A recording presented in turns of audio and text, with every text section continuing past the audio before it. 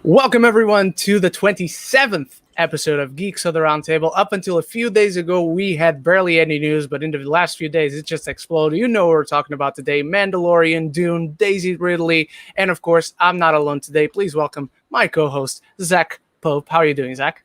I'm doing good, man. Yeah, this is a big week. I think this is probably the biggest week we've had in weeks. Yeah, for sure. And of course...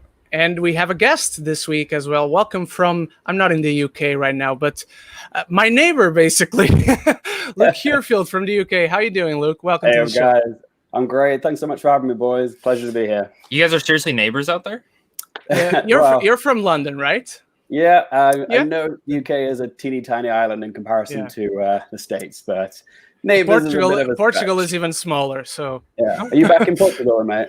Right now, yes, but I'll be back in the UK on the 30th this month, just in time for LFF, which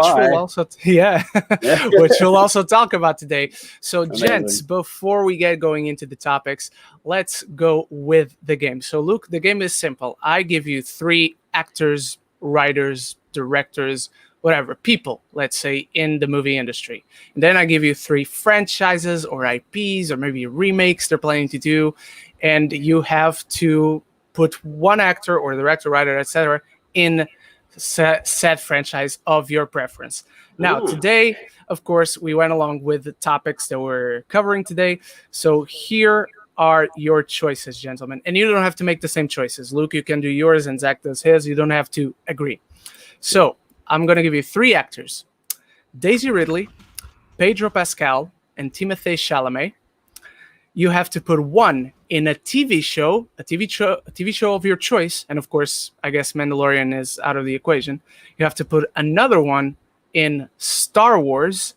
And you have to put the last one on a mockumentary comedy. Can you say the actors one more time? Okay. I heard Daisy Ridley, Pedro Pascal, Timothée Chalamet.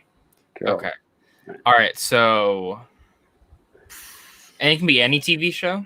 Yeah, you choose the TV show if you want. Okay, so I'm gonna just don't choose a canceled TV show. Oh, so like something going on right now. Yeah. Okay, so I'm gonna do Timothée Chalamet in Ozark. I'm gonna do Daisy Ridley in wait, because you said Star Wars, so like in a Star Wars movie. Oh, yeah. like any Star Wars movie or like a sci-fi? No. Let's imagine there's one of the Star Wars movies that they have coming up, at least supposedly, and you put one of the actors on those. Okay, so I'm gonna put Rey in there or Daisy Ridley just because I want to see more. I mean, you show us the damn lightsaber. I want to see more of that. I want to see the other side pop out. Come on, it's double bladed. We're not stupid. And then I, to dear God, I need Pedro Pascal in a mockumentary. I mean, I can just imagine what he would do. Like, I know we're talking like about Borat, but I could just imagine him pulling that off so fucking well. Yeah. I want that. All right, and Luke? Great choices, Zach. In lockdown, I've really gotten into Succession. Like, it's a show that I've really enjoyed watching. I can just see Timothée Chalamet sliding into that series just so effortlessly. Like, he's just got that sort of suave charm. I think that could work. A little bit of arrogance that I think would do really well. Just because it sounds so bonkers, I would love to see Daisy Ridley in some sort of mockumentary because it's just so off, bonkers. I feel like that would be interesting to see a different side of Daisy Ridley doing something like that. And then plays me with Pedro Pascal. I just love Pedro Pascal, period. So, I mean, he's already got the Mandalorian, but yeah, I would like to see him make some sort of cameo in a future or prequel sort of Star Wars movie. So, yeah, for sure. All right. I would actually go more in line with your choices, Luke. I don't watch Succession, but I will say I would put Timothée Chalamet right now in The Umbrella Academy. Oh my God! You know, I prefer The Boys to The Umbrella Academy, but I think Timothy is a shoo-in for that sort of feel and tone. Yeah. Excellent. Pretty much for the same reasons you mentioned Succession, but just a different show. All right, gentlemen, let's start with our main topic. Zach, I'm going to let you start because there's a topic you want to cover, and I don't have much to say about it. I don't know if Luke will have anything to say about it, but go on, Zach. Let your rant come out. Oh, I don't even know if it's a rant. It's The Walking Dead, man. They announced yesterday. Well, it actually leaked out. They were going to do it at Comic-Con in New York, but it leaked out because IGN freaking tweeted out early. They're like, Walking Dead, blah, blah, blah. And then they deleted it right away. But like, once something's out on the internet and you're a big company like that, people screenshot, people save. Why would a big company post that? So then like literally 30 minutes later, they posted it. And it was so funny because then Dune's trailer came out and they literally, the Walking Dead page on Twitter, quote retweeted and said, not now. We're the important ones right now.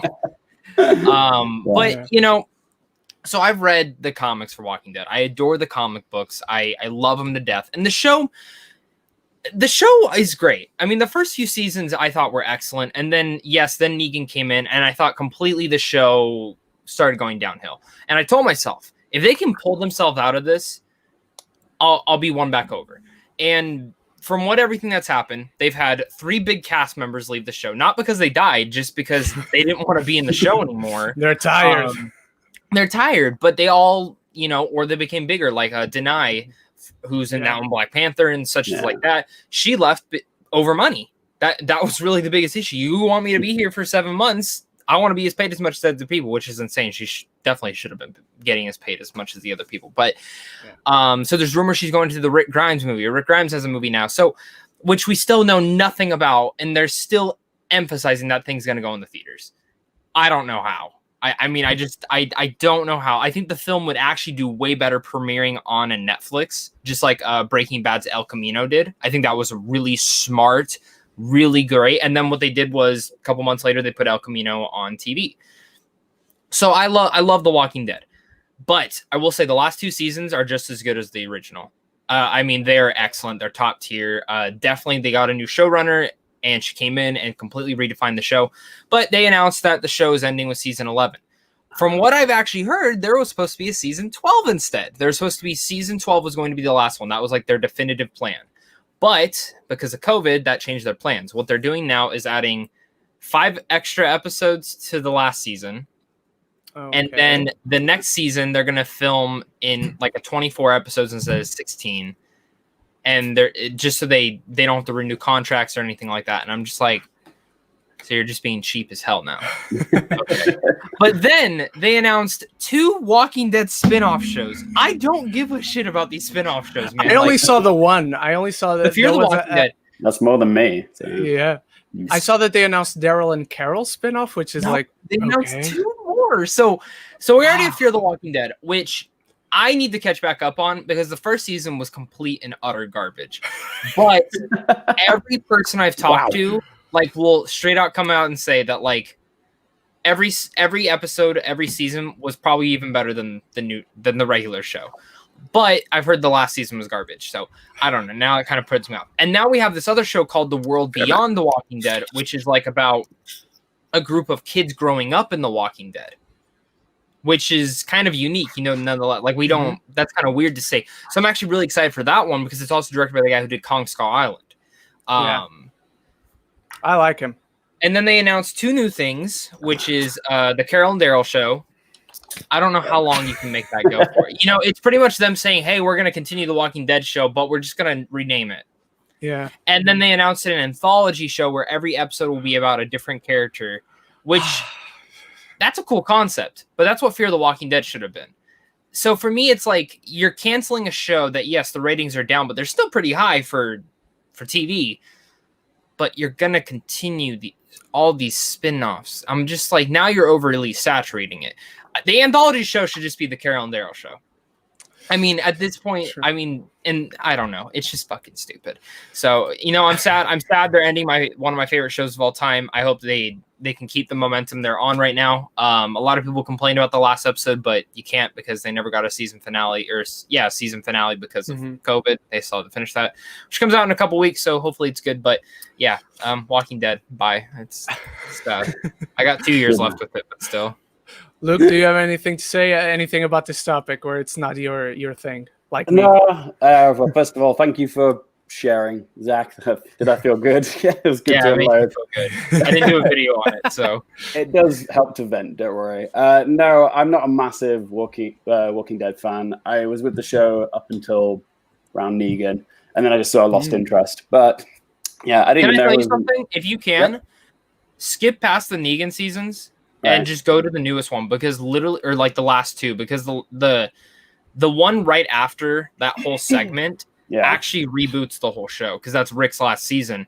And he's only in the episodes for like 3 episodes, and then they literally do a like 10-year time jump and have new characters, like the world's completely fleshed out. It's very different. And it's kind of jarring at points, but it actually, like, that's the season that won me back over and said, okay, I trust your direction, because they're not focused. Like, the new villain, it's like someone did a perspective where, like, if Rick was in part of this, he would have gone depressed, and then he would have gone crazy, and then he would have killed everyone, and it would have been the same repetitive thing. Where having Carol and Daryl and Michonne deal with it was a different perspective. So I actually really like that.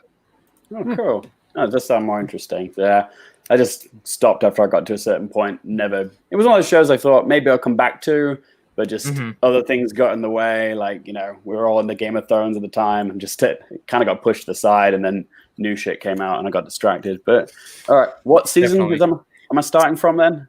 I think it's 9. 9. All right, 9 then. Cool. Making a note of it now. 9. Sweet. Love it. 9. All right. Luke, here we do a judgment on the topics. If we don't like them, we throw it in the dungeon. If we do, we knight them. So let's start with Zach on this one, because he's the one who's attached to this personally. Zach, are you knighting or throwing The Walking Dead? I'll throw them ending it. I'll knight that, because I mean it's time. Yeah. But I'll throw all the spin-offs in the dungeon. We don't need that shit. Maybe, like, I'm fine with 1 or 2. Like, I really, really am. But fucking 4, that's a joke. That's a fucking joke. Yeah. Like, 5 years ago, 4 would have made sense. When this show is, like, top ratings, everything like that. But it's like, they're playing catch-up. It's like, if anything, what you should do is end the show and then come back a couple of years later. That's what you should do. Like, it's not even like they're taking time. Like, literally the year after the show ends, they're bringing the Carol and Daryl show. Yeah. Sounds like a sitcom, the Carol and Daryl show. Yeah. I would watch that shit. Yeah. Luke, are you knighting it or throwing it in the dungeon? I would say knight, just because it sounds, according to Zach, that the show has run its course and it's powering down now. And if 11 seasons is, it's insane. That's more than most. So, and one of the problems I had with the show was that it felt very repetitive, but only up to like a certain point with Negan, where I stopped watching, where it was like the characters go to one spot. It's supposedly a sanctuary. Then that gets destroyed, they move on, and then repeat each season like that. So it got a bit too repetitive for me, which is probably why I stopped. Obviously, I can't account for the last 5 or 6 seasons that Zach's watched, but I'd say night. If it's time, it's time. So, it's time. So okay. I'm throwing it Walking in the dungeon. Dead. No, Walking Dead's time was not yet. Yeah, I'm throwing it in the dungeon. I gave up way before even you did, Luke. I gave up like I think it was midway through season 3. It was the last drop for me. I was already not enjoying it, but the last drop for me was when Rick started to have hallucinations about his wife in the prison. I was like, Laurie die. I'm done. I remember everyone hated Laurie, and they're just like, God, why are they bringing her back? Yeah, Jesus Christ. Yeah, it was awful. So I'm throwing it in the dungeon. I just have a hatred towards this show and how long it's been since it's on the air. All right, everyone. Our next topic is something that is very near and dear to mine and Luke's heart, and is about to become very near and dear to Zach's heart, because he's attending digitally, at least. Let's see how. However the schedules work out. By the way, I did just find a cool thing with it. I found an article that actually shows what's virtual and what's not. Oh, that's good. That's good. Keep that on hand for you to do a share screen in a minute. Okay. So earlier this week on Tuesday, the official lineup for the BFI London Film Festival 2020 edition was announced. Now, for those who don't know, the LFF, as we call the London Film Festival, has several several how do I say it, the strands. You have laugh, you have journey. Literally, it's basically to divide the genres of movies. So we're going to go through them all, and it's a pretty long list. Let me see if I can share it. Application. Here we go. Alrighty, everyone. Let's go for share screen and let you all see the lineup. So for laugh, we have Honeymoon, Kajillionaire, which is making the rounds right now. That. You've seen it? You saw it at Sundance. I went to the premiere. Yeah. Is it good? I liked it a lot. I don't think everyone. I don't know why it's under laughs though. I mean, it's pretty dark. It's funny, but I don't even know what I would say. It's not even it's nothing. It's like its own genre. It's so different. It's literally one of the weirdest things I've watched. But I really loved it. I mean, not everyone did. Apparently, I was in the very, very small minority on that. Same with Wendy, but I adored Kajillionaire.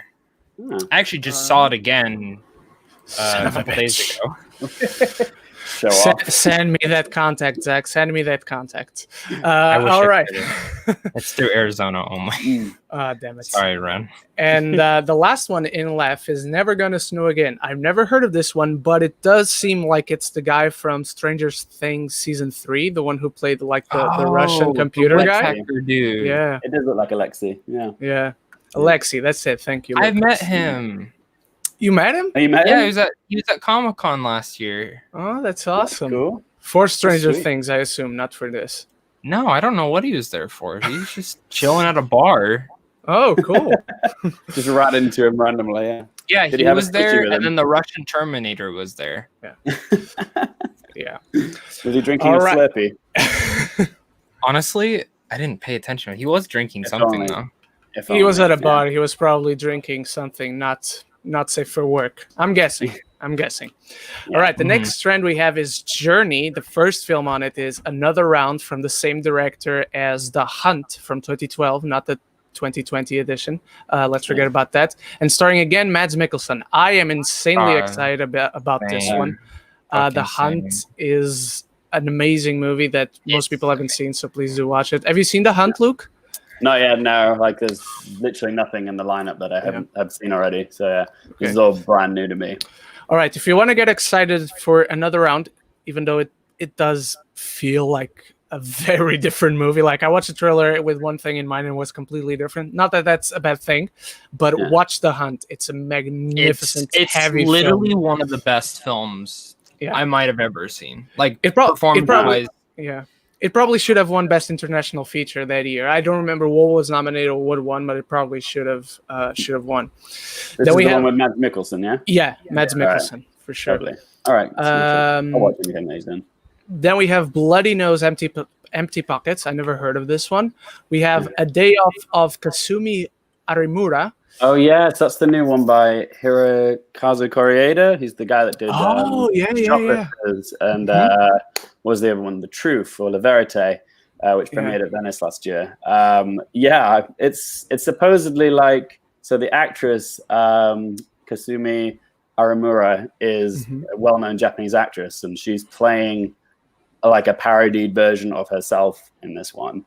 So it's sort of like, she's playing herself, and it's sort of like a day into her life. But apparently, it's a TV series, not a film. So it's the Steve McQueen thing that's coming out as well. Yeah, the what was it? Mangrove. Mangrove. Yeah, I think Mangrove is the name of the episode. The series is Axe something or something Axe. Small Axe. That's it. Thank you. Yeah. Then we have Genus Pan. We have Gold for Dogs. I Am Samuel, Limbo, Nomad Land. Were you going to talk about Limbo? Oh no, it's I Am Samuel. I'm excited for because it's a LGBTQ plus movie. Nice. Our BFI Flair Festival got cancelled just before COVID happened, and so I haven't seen a good LGBTQ movie in a while. So this is one that's been on my radar. What's it about? Do you know? Like, it's a love story about two young Kenyan men where homosexuality is still legal. So it's it looks really interesting. I mean, there's no trailer for it or anything yet, but do we know if it's like a documentary type thing, or is it like Not 100%. I'm pretty sure it's a fictional drama, but it might be based on Alright. true events. I could be wrong, but from what I gathered, it looked quite interesting. So, but yeah, Awesome. I'm up for that.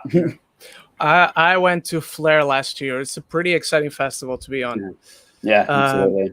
Then we have Limbo, and this one for me, gentlemen, right now it's the main event. It's going to be the main event. Nomad Land, directed by Chloe Zhao and starring Frances McDormand. I know the trailer for this came out like 2 days ago or yesterday. Oh, there's a trailer. I'm excited now. It's really short. It's like 45 seconds long or something like that. I did not watch it. I don't want to watch it. I'm going into this completely blind, but I am very, very excited for this. Zach, have you seen the trailer for Nomad Land? I haven't. I don't want to. Okay. There's something, it's weird. Like, I don't mind watching a big blockbuster trailer, but these independent films, since usually they're shorter, I don't like to know anything about them. Like, if I can go into it not knowing a single thing, I think it improves the experience. Yeah, I'm going with the same mentality. Yeah. Luke, are you? I know you haven't watched it, but are you going to watch it, or are you going to do the same as us? This is like in my top 5 of highly anticipated films at the LFF. Just the combination of Chloe Zhao and Frances McDormand. Can I say? Yeah, take it. I'm also really surprised Mank wasn't announced for any of the festivals. Same. Mank, the new David Fincher movie. Yeah. Let me look. Did New York get announced? I don't know, but Luke, and you'll probably agree with me. I can't remember an exact, a specific example, but I know that last year and the year before, which are the 2 years that I've attended, because I moved to London in 2018 only, they usually announce like big movies even later than like this first big announcement. I remember last year was like 4 or 5 movies. I was like, I'm going to watch all of those as well. We always get like the late arrivals, so I'm really holding out hope that Regina King's new movie makes a surprise appearance. They did that last time. Premieres right now. Yeah, so I'm just super excited for that film, and I know it's not in the lineup, but I'm hoping it makes an appearance. Miami, what is it now? One Night in Miami. Something like that, yes, and I cannot wait to watch that. But yeah, we got like a bunch of last-minute additions last year at the LFF, and it wouldn't surprise me if we get a few more this year. Yeah, let's hope so. Then we have Nocturno. I don't know what this is about. I don't know who's in it, who's behind it. I know that in the last few days there have been a lot of tweets about it. Maybe it just premiered on TIFF, and that's why. But I am very curious about this one because it's making the rounds very much. Have any of you heard about this one, Luke? Sadly not. No, this is one I haven't done the research on yet. But yeah, we'll probably still check out. Yeah. Zach? Which one was it? Nocturno. I haven't heard about it. No. All righty. The Reason I Jump, I haven't heard of this one. The Salt in Our Waters. Stray, it has a dog on it, so I'm probably going to be interested.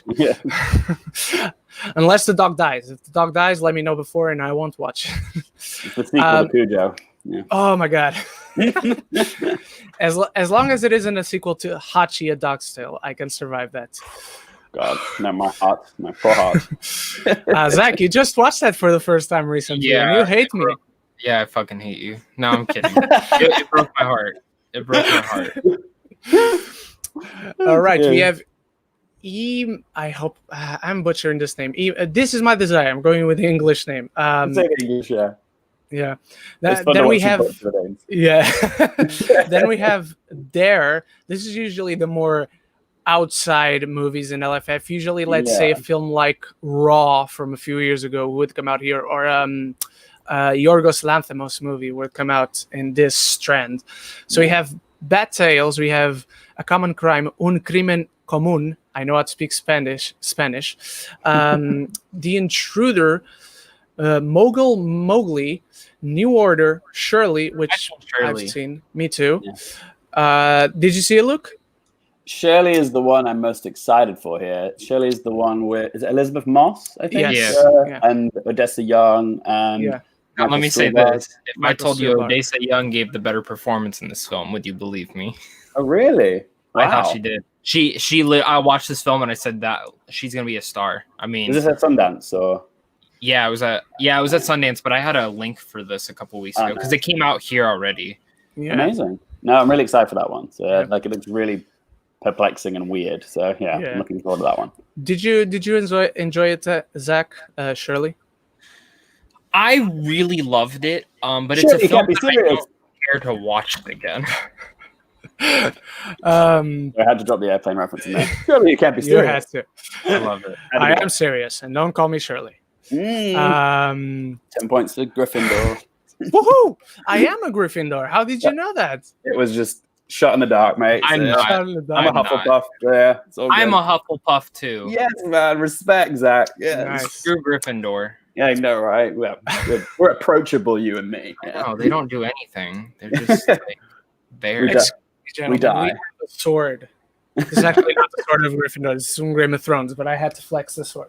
Anyway, Close enough. we have Siberia, which has Willem Dafoe, so I'm curious enough because of that. Yeah. And finally, we have Wildlife. Now, create Wildfire. Thank you. Yeah. Now, Luke, for the next one, correct me if I'm wrong, but usually Create is for the more, let's say, experimental films. Yeah, that or the ultrasonic one, or is the sonic one? Yeah, usually it's more experimental. So. Yeah. So we have David Byrne's American Utopia. Now, I am curious about this one because it is directed by Spike Lee. However, it is low on my list only because I've heard it's at least sort of a documentary. And so I'm just not very much into documentaries. Like, I watch them, and when I like them, and I have no problem admitting that. It's just not something that I gravitate towards. Are any of you interested in this one, Luke?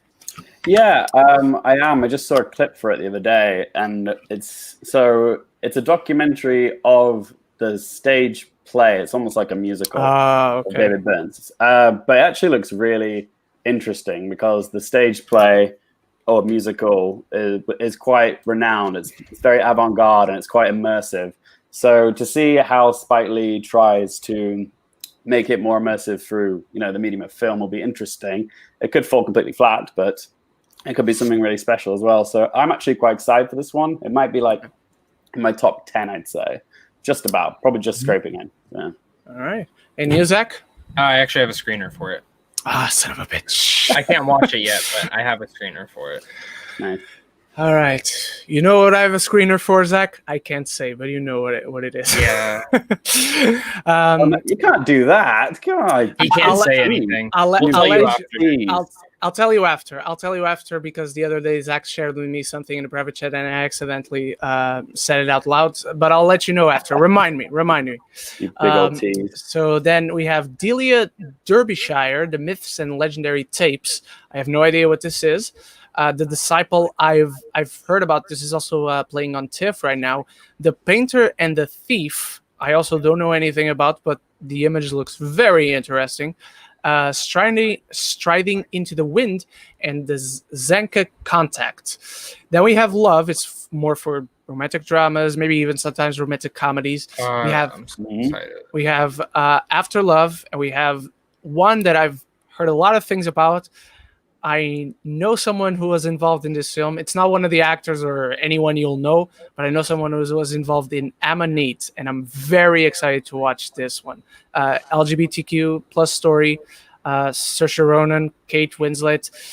I knew who the director was, but I'm blanking. Do any of you have it? Yeah. Is the chap who did God's Own Country. That's it. Yeah. That's it. It's actually the closing film of the festival as well, Ammonite. It is. It is. What was the one last year? Closing film. What was it? Was The Irishman. It was The Irishman. It was The Irishman. Yes. Yeah. So the festival usually ends on a very high note.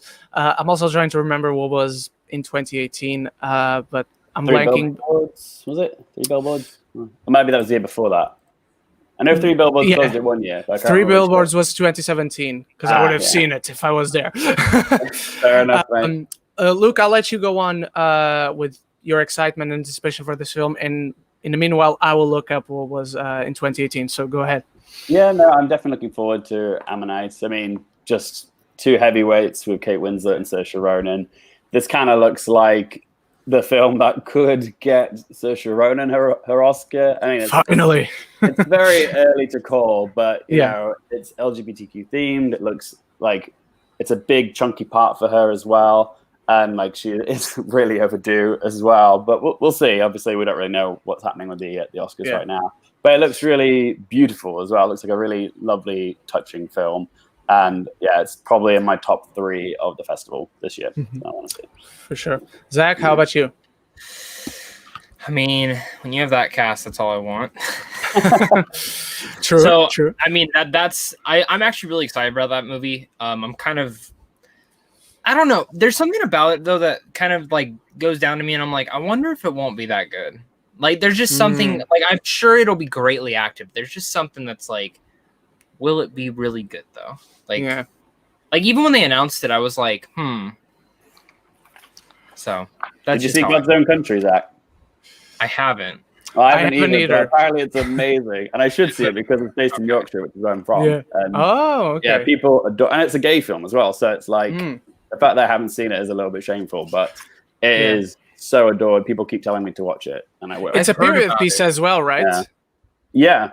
This one is Ammonite. It's set in 19th century, I believe. Oh, but Gods of Own Country isn't? I think that's more contemporary. I'm pretty sure. Oh, I had the impression maybe I'm confusing with another movie with a similar name. Right. But Only God anyway. Forgive, maybe. No. Those are very different movies. Christ, no. No, God no. All right. Then we have Cicada. We have Days, Farewell Amor, Herself, If It Were Love. Sundance, but I didn't see it. Herself. Oh, okay. Which we one? have Herself. Herself. Cool. We have Supernova, which I'm very much like Zach was towards Ammonite. I'm very much towards this film because it has Stanley Tucci and Colin frickin' Firth.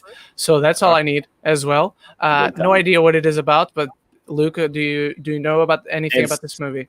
From what I gather, just from like a general synopsis, it's a road trip, introspective romance about these two boyfriends or husbands. I'm not sure if they're married, but yeah, it's a road trip, but it's also an introspective movie about themselves as well. So, yeah, it's Tucci and Firth.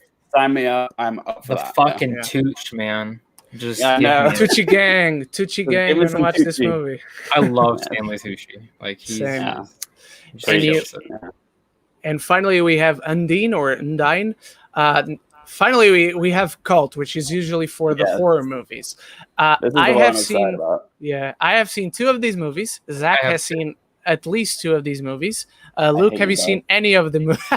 Literally none. Stop rubbing your ability to see movies early in my faces. God. All right, so Possessor. I went to Possessor's premiere. That was like the grossest thing I've ever seen. Really? I it's so funny because when I watched that film for the first time, I hated it. I literally despised the movie. I was sitting there, I'm like, this is so gross. I was also in a really bad mood though when I watched it. Like I was really pissed off. Like, and then I was even more mad because it was like 1 a.m. freezing cold, snowing in Sundance, and I'm trying to get an Uber to go back to my Airbnb, and Uber prices at this point are like $80. So I'm like pissed. So I'm trying to wait it out, and I'm like, I just gotta call it. I just gotta call it and go. And I'm just never going back to a midnight thing this whole time I'm here. And so I contacted, and dude, it took me 40 minutes to get a fucking Uber. And finally, when the Uber driver pulls up, and he canceled my thing, took my money, and left. So I had to call Uber and like ask him. Like they gave me back my money, thank God. But I finally got someone for a cheaper price. At this point, it was like 3 a.m. I was so mad. I had to be back by 8 a.m. I was just so fucking pissed. I was so pissed.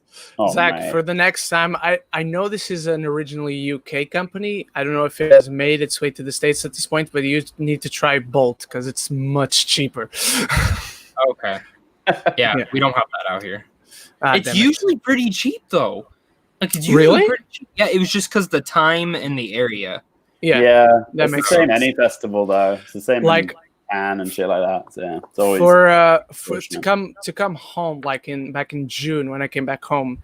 I decided that I had to catch the plane at like 8 a.m. So I had to be there with the new restrictions and everything like 2 or 3 hours ahead. So I was like, okay, I'll wake up at 5 a.m. and I'll order an Uber, and I don't worry about catching the train or the underground in time. And so I installed Uber.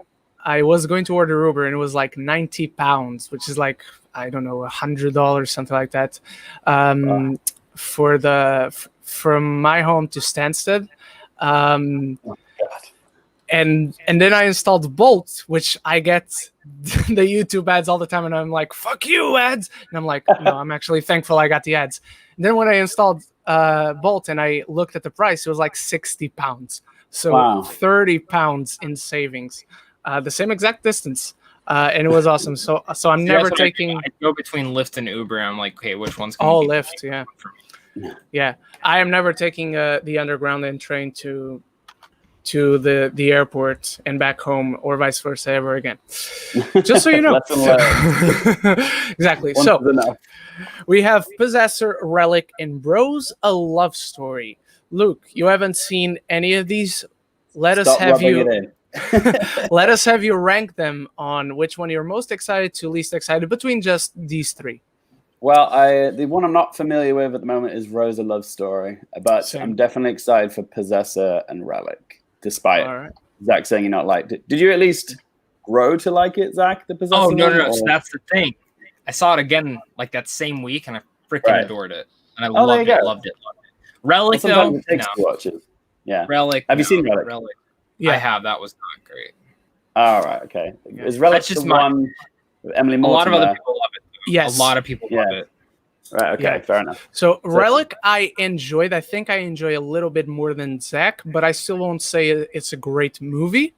Possessor is in my top 10 of the year. I'll tell you that. Oh, wow. Yeah, Possessor's in my top 10 too. You piqued my interest. It's supposedly a body swap sort of horror situation. It's like Freaky Friday with blood. Nice. Yes. Yeah, very much. Do you enjoy David Cronenberg movies? Yeah. Okay, so this guy, the director of this film, is very much his son. The apple didn't fall far from the tree whatsoever. A lot of body horror then? A lot of... Yes. Like the ending of the film is like, what the fuck? The film's hard. It's NC-17. Nice. Yeah. Oh, for cool. Sure. I think it's just crawled into my top 5 then of the festival now. I want to see. Yeah. All right. Next we have Debate, which is like the movies that there's no exact genre that fits in here, but it's more to amplify conversations. Miscellaneous. Yeah, miscellaneous. That's it. Where do we put them? Yeah. All right. So we have the 180 rule. We have 200 meters, African apocalypse, identifying features, industry, Mangrove, which is the first episode of the Steve McQueen show, which I'm very excited for. Last time he was at LFF, it was with Widows, one of the best movies of the year that people are allowed to flop at the box office, and I'm still angry about that. I remember seeing Widows and just being like, this film should win everything, and it didn't win anything. That film was literally perfect. It wasn't even nominated for most things. Yeah, I gave it a 10 out of 10, Widows. Same. It was amazing how it just didn't get any traction despite so much critical praise. It's kind of an anomaly, really, but it really is just a phenomenal piece of cinema, but just what flew under the radar. I don't know how that happened. Just freak accident. One Man and His Shoes, Shadow Country, Time, and Ultraviolence. Ultraviolence, from what I've seen, seems to be like a movie that somehow was not made this year, but it felt very much like it was made this year, because very much in touch with everything.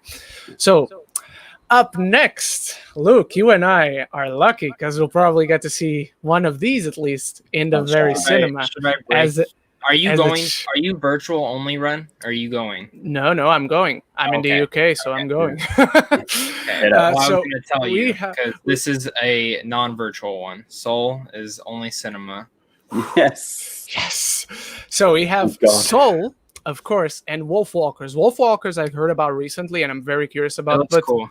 Let's face it, we're here for Soul, everyone. Yes. Zach, taking. I want to leave. I don't even want to talk about it. Okay, let's start with Luke. Luke, you are going to be able to watch this in the cinema. Maybe we'll meet when we go watch Soul. I think we should, mate. We should make that happen. Yeah, definitely. All right. For every movie, for every press. I'm there first. I'll save you a seat. If you're there first, you'll save me a seat. It's always good to have a festival buddy. Yeah, Seriously, for really sure. does help. Yeah. Soul is probably it's like number 1 or 2 for me, like on the whole list, just because I love Pete Docter. Like every film that he's made for Pixar, it's just really been a home run. From like Monsters Inc. to Up to Inside Out. There's always something that connects on such a fundamental level. And he's co-directing, I believe, this one with Kent Powers as well. So I don't know too much about Kent Powers, but it's nice to see that he's collaborating. But yeah, this one just looks like it's going to hit all the right emotional notes. I'm just ready to cry and like enjoy myself. I mean, Jamie Foxx, Tina Fey. I mean, it's just Can I say something? Go ahead, man. Zach. I think this film's going to get nominated for Best Picture. Oh, wow. And I say that because there's only one other Pixar film that was ever at a film festival. And this was supposed to be at Cannes. Remember, this was supposed to be one of the opening things for Cannes. And as much as I loved Onward this year, I think Onward's amazing. I think it's going to go down as a very underrated film just because it came out at a terrible time. But I think this is because the last Pixar film to get nominated for Best Picture was Up, I think, right? Up came out after Toy Story 3, correct? No, wait. Up was the Toy Story 3 was before. Yeah. Yeah. Okay. So Toy Story 3 technically was, but the last Pixar film to come out at a film festival first was Up. Yeah. Soul is now coming out at a film festival, so I think Disney knows they have something special, which is why I must say, please do not put it on Disney Plus. If you're gonna put it on Disney Plus, please at least give us the chance to see it in theaters. Like, you know what I mean? Do it both at the same time. There's literally, if you think about it, there's zero cons to doing both. There's zero cons because you're alienating people at that point. I guarantee if Mulan came out in theaters at the same time as Disney Plus, it would have made more money. Definitely. It would have made even more money.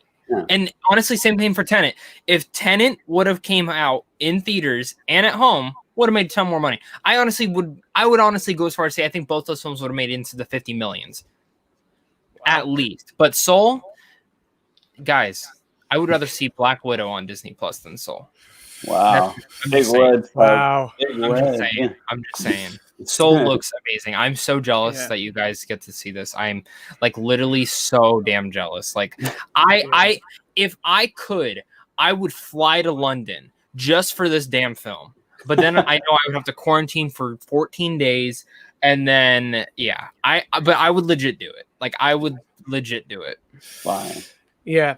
I find myself blessed that I moved to the UK, and I can see this because in Portugal it's probably not coming out in theaters as well. I'm going to be honest with you. I hope I'm wrong, but I am selfishly happy that you and I, Luke, dodged the bullet of not being able to see this in the cinema. Absolutely. I am very happy. This is probably like my top 5, if not 3 of the year. Like, definitely my top What if 2. I told you? What if I told you to see Dune this year? You can't go and see Soul. What? But why are you doing that to me? Do you hate me or something? Yes. I'm not choosing, Zach. I have the option to see both. Life is not fair, my friend. No. Personally, I think I'd rather see Soul over Dune. I mean, I'm excited for Dune. I'm not on the hype train for Dune yet. It's just okay. I think it looks great, but more on that later. But it hasn't gotten to your station yet. Yeah, I'll get on board eventually. Yes. Yeah. Woo-woo. All right, and finally, I think this one is, and correct me if I'm wrong, Luke, it's just a restoration of older films that screen. It's never the biggest trend. On classic British films or not. So, I'd go and see a movie in this trend if I had gone to TIFF or Cannes or Venice and I already seen all the main Avengers in other places. I spent $5,000 in Cannes. Yeah. Well, excuse me. I'm looking at it right now. The cheapest I can find is 1,215, but there's fucking 18 stops, pretty much. But why are you looking for it? You can always crash on my sofa if you need to save accommodation costs. Yeah. Damn. Mm-hmm. Same here. Or there in London. It says I must quarantine for 14 days. Literally says that in the rules. Yeah. How would they know? If you got a plane now, would you be all right in time? Yeah. How would they know? I'll just quit my job. Do it. All right. And that's it for LFF. Luke, give us your top 3 most anticipated movies of the festival. Ammonite, or Ammonite, however you pronounce it, and then Soul, and then it's kind of a toss-up. Maybe Supernova or Possessor. Yeah, those would be my top 3 or 4. Zach, Okay. I know you don't know yet what you're going to be able to watch, but from what you've seen, what are your top 3? Number 1, Soul. Number 1, Soul. Number 2, Nomad Land. Nomad Land. Oh yes. Number 3, Supernova. 4, Ammonite, and we don't know yet. Number 5 is Another Round. Okay, for me it's Nomad Land number 1, Soul a very close second, and number 3 Another Round. I am very excited for all those and excited for others, but that's it. That's it for LFF, ladies and gentlemen. Are we knighting the looks of the festival, or are we just sending it to the dungeon? Luke, let's start with you. Knighting's the good one, right? Yeah. Yes, gets a big old knight from me, mate. Yeah. Zach? Okay, I'm going to knight it. But here's my thing. This goes for every film festival. This isn't just the London one. This goes for every film festival.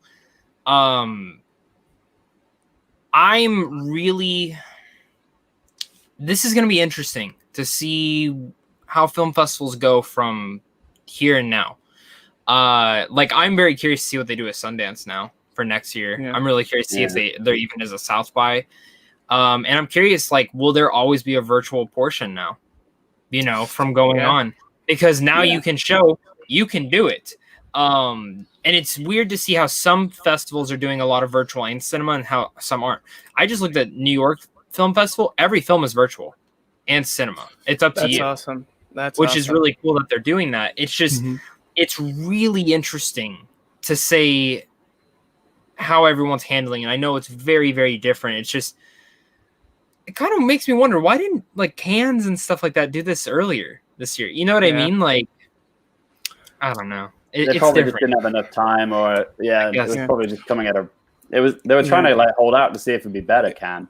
And they still just couldn't go ahead with it. So I mean, personally for me, I don't always want these festivals to be virtual. I get understand right now, but for me, the cinema, going and seeing a movie, I had a screener for Broken Hearts Gallery, and they gave us a choice. You can get a link or you can go.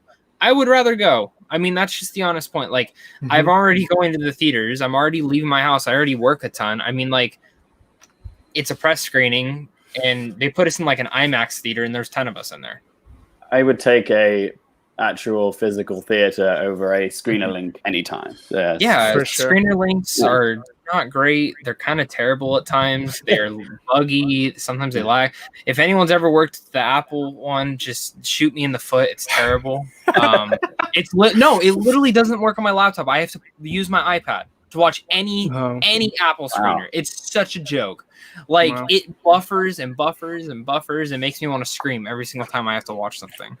Well, from little experience that I have, Netflix screeners are the best because they literally put it in your Netflix account, and that's it. All the hard work out there. Yeah. And this is first world problems, but it's really annoying when you're watching a Netflix show as a screener and you have to put in across the top. No, because I think Netflix does it very well because they put it above the image, so it's not. When you're watching something from Amazon like The Boys, it's in the middle, right in the middle, and I'm okay, I just watched. I'm going to review it later today. I watched episode 5 yesterday, yesterday because yesterday was Wednesday, and I'm watching it, and there's a scene where there's going to be a close-up and the camera is zooming in on a character's face right in the middle, and there's my fucking name right across the character's face, and I'm okay, sure, whatever. Anyway, I am knighting it as well for sure. LFF is the festival I go to every year now. It's the third best time of the year for me. Third only to Christmas in second, and my birthday in first place. So yeah, that's it. All right, and since we're talking festival and awards, kind of, because they are related, let's talk about our next topic, gentlemen: the Oscar eligibility rules. Yeah. So some new rules have been announced. I think I'm in the right page. Yes. Yeah, you are. So There were announced 4 new standards, and every movie to be eligible for the Oscars has to meet at least 2 of the 4. So let's start with standard A, on-screen representation, themes, and narratives.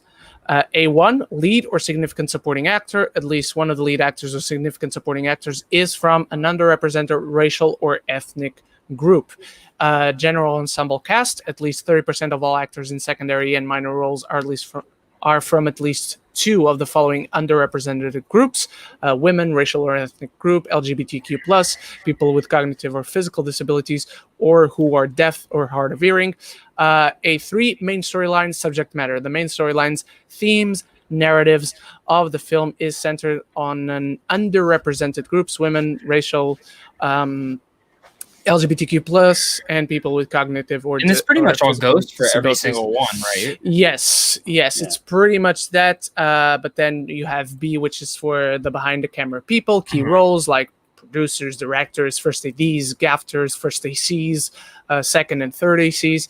Then you have industry access and opportunities, paid apprenticeship and internship opportunities, training opportunities, and skill development for a crew. And you have audience representation in marketing, publicity, distribution, and that's really it. Luke, I want to start with you because I know you have you are kind of involved with these underrepresented groups. So, what are your thoughts on the new standards for the Oscars that they presented? I'm all for it. Like, it was interesting, like going on film Twitter yesterday and reading so many different varied reactions to it. Mm-hmm. And I can understand a bit of pushback, because people are saying like, well, you can't ask people to reach, diversity quotas when you're making art. But this is just to do with Best Picture to start with. It's just the big category, the one category. Mm-hmm. And it's not going to be instigated until 2024, 2025 Oscars. So yeah, it's just the one big one. So a lot of the Best Picture contenders of 2024, 2025 are probably not even in production yet. So it's lots of time now for people to sort of adjust to these new rules. And there's nothing saying that you need to make a film which is up for Best Picture. If you want it to be, a Best Picture contender, then all the Academy is asking you to do is hit 2 out of these 4 standards. And in my opinion, like when you actually read the standards and what they are, it doesn't feel that hard to really hit what they're asking. It's just like, having diverse representation. We've got all these different options for hiring different people, different backgrounds and sexual identities and disabilities. And that's, as long as you've got plenty of time in pre-production, you can find time to do all that and find the right people. And there's plenty of people out there that can do all those jobs and stuff. So I think they're not actually asking for a whole lot, the Academy. Yeah. I think it's actually it's a step in the right direction, because after it was the 2015-16 #Oscars so white, they've just been under so much fire for the lack of diversity in the acting categories and stuff like that. So it's systemic, really, the problem. So they're actually taking active steps to do something about it, and I applaud that. And change might be a bit scary, but baby steps, and this is actually a really interesting way that they're going about it, and I think I'm all for it, really. So, yeah. All right, Zach, how about you? I literally everything that Luke just said I was gonna say. It's really interesting because the rules came out, and at first I'm like, okay, it makes sense. Like this is something that I feel like the Oscars need to do. But then when you look at it, you're like, oh, Green Book could have been nominated still. Oh, this could have still been nominated. So for me, it's like, it's more of just a rule out there that's great. And I actually just reading it, I'm like, I feel like a studio who's hiring for a film, you have to go out of your way not to hire these groups. You know what I mean? Like that's how I felt like reading it. I'm like, you would really have to go out of your way. Because what is it, like 30% of the film? Yeah. And it's like 30% is nothing. So for me, yes, it's awesome that they're going in that manner. I think last year there was 2 films that were nominated that wouldn't have been up for it. Just like looking from like an overall picture, not like behind the scenes. Oh yeah. So it's really interesting to see like the places they're going and stuff, but this isn't going into what until 2024. Yeah. So I don't know. It's just kind of weird. I'm just tired of the Oscars. They pushed it back because they don't want to nominate Bad Boys. It's true though. I mean, I really think so. I think they don't want to nominate Sonic. It's a theory. It's a theory. But to be honest, though, they could have had the Oscars at the same time. I know it sucks. I know this would have been a weird year, but maybe we do need a weird year. I mean, when was the last time we had a weird year for the Oscars? Never. I would love an Oscars next year because it would totally shake up the list of nominees that we'd see. Because so many big budget or big, the big films, the event films, that were going to be pushed out for the Oscars didn't get finished or they're still in post-production. So like maybe Margot Robbie could have gotten a nomination this year. You know what I mean? Like, but there's enough also other films coming out at festivals that still would have made fine. I mean, to be honest, like I'm not saying Bad Boys would have been nominated because if you would have, like, looking at these film lineups, I mean, I can guarantee, Regina King and Halle Berry are probably going to get nominated. You know what I mean? Like, just looking at that. So it's like you guys have enough films. You have Chloe Zhao's film. You have. It's just kind of weird. I don't know. I hate the Oscars. I every year they just piss me off in every way. But I do think this is a step in the right direction. But we won't really know till 2024. And by 2024, will it actually be it? Because didn't they just add a bunch of different people to the Academy for voting? And has that even really done members now? Has it really done anything? Parasite won. That's cool. I mean, but has it done anything else? I don't think so. Well. These things take time as well to see the results and stuff. Parasite winning was a landmark win, though. So I remember my reaction was like I literally said 1917 is probably going to win, but if Parasite wins, and then I was like sitting there, I was like Parasite, and they said Parasite, I was like fuck yes, oh my god. My reaction I was so drunk when it happened. I was so happy there. I was just like. Yeah, I mean, I did a video on it. I recorded it because I was so excited, and I did a video on Parasite winning, and then I started off with the reaction, and it was like, proper rolling on the floor, like drunken, hysterical. It was like, oh my god, history was just made, and I was there to watch it. So it was a very satisfying moment, probably one of my favorite moments in Oscar history. I was super happy too, though I had to keep silent because my roommates this year didn't watch the Oscars with me because they're lame. But I was very drunk last year in 2018. And I was very happy in 2017 when Guillermo won for Shape of Water. I was so freaking happy. All right. That was a good year, though. That was a really good year. Like 2020. It was Shape of Water, Call Me by Your Name, Lady Bird, 3 Billboards, Dunkirk, and Shape of Water. So that was a fucking awesome year. 2017 was my favorite year of the last decade. One thing, can I tell a story about Shape of Water real fast? Have I said on the show what this old lady told me at my work about it? I don't remember what she said exactly, but you have told me this story. So she sits there and she goes, "Oh, what movie should I go see?" I was like, "Oh, Shape of Water. It's still in theaters." I'm not watching a fish fucking movie. And I literally looked at her. And this is my exact words. I said, "Do you like Beauty and the Beast?" She goes, "Yeah, it's one of my favorite films of all time." I said, "It's the same fucking thing with a fish." You don't see them. It's true. I'm like, just stop it. Just stop it. It's just prejudice, mate. Yeah. Get out of here with that. Yeah. I'm sure you would fuck the fish. It has a good-looking amphibian creature. Yeah. All right. So I agree with standards. In fact, I agree with them all. I think they should always in a perfect world be there. I do not like specifically, and it's do not like. That's too strong a method.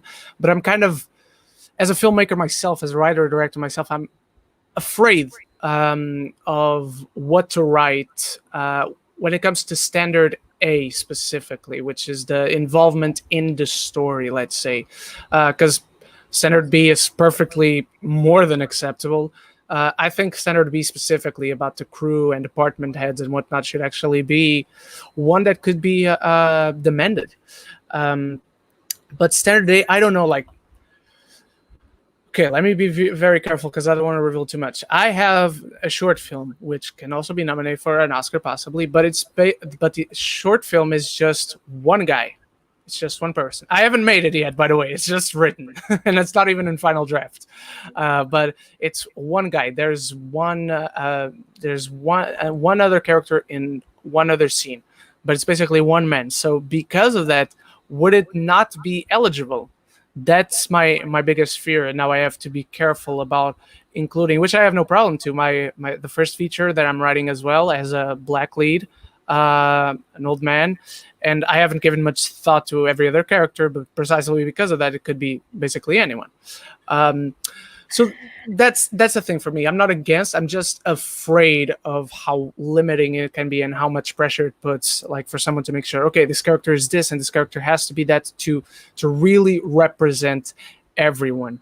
But as you said, Luke, and as you said, Zach, this doesn't come into fruition until 2024, so they can adjust the rules. Maybe, I don't know, they can take a second look at it, make things more clear, because it's very general even now, like the rules that they inserted. It's very, do this. It also came out of nowhere, like it just dropped in the middle of the night.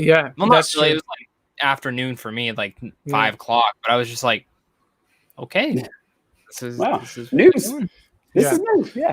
So despite being hesitant, I'm knighting these rules because standard B specifically is amazing. When it comes to the audience, when it comes to internships, it's also fantastic. And I think art should be for everyone, and filmmaking as an art should be for everyone. So I'm knighting it as well. Zach, you're knighting it? Yeah, I'll knight it. All right. And Luke? Absolutely. Knighting it for sure. All right. Definitely knight. So let's go into. Ooh, this is going to be a doozy. We're already past the hour mark. So let's I don't know if we'll get to the Ask Me Anything for sure. I'll do it alone we'll take a couple of questions for sure. So yesterday, Daisy Ridley was on Jimmy Kimmel Live as hosted by Josh Gad, and she was asked about Star Wars because it's over now. She opened up about it, but she was very not delicate, but she was very gracious about it. She wasn't sour or anything. She was just having fun with it. So what she did confirm, can I ask both of you guys something? Yep. Do you think we will ever see Rey, Poe, and Finn again in a Star Wars film? Ever? I mean, down the road. Not Finn after that interview. I'm gonna be honest though. I think so though.